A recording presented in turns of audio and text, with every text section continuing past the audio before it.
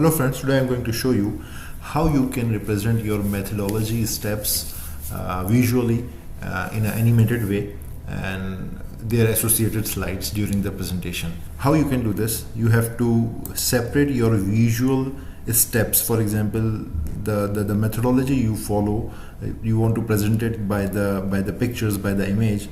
So you have to keep them on the separate sheets and then the associated slides, and you have to arrange your presentation like this. I have done here for you to demonstrate.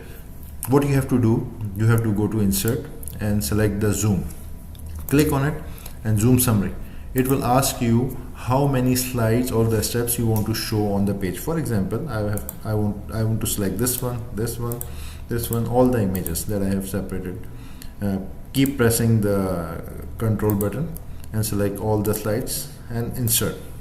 You will see at the end it will show you all the images on a one slide, and you can write here methodology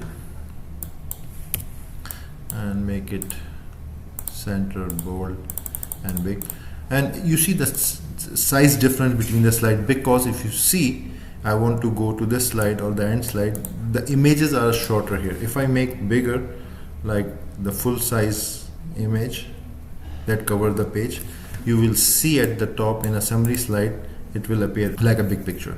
So how it will appear once you go to the slide mode, it will show you zoom on the first step of your methodology and the associated slides, and then bring back to the original methodology page. So to keep all the idea on the same page and to explain viewer or the listener in a, you can say, to give a good idea or comprehensive idea about your work. It is a good methodology that I see in one of my colleagues' slides, so I wanted to show you guys. So what you need to do, just keep pressing the arrow like a normal presentation. It will take you to the associated slides and then the methodology steps. It will show you next step what you have done and then what you can explain on the further slides.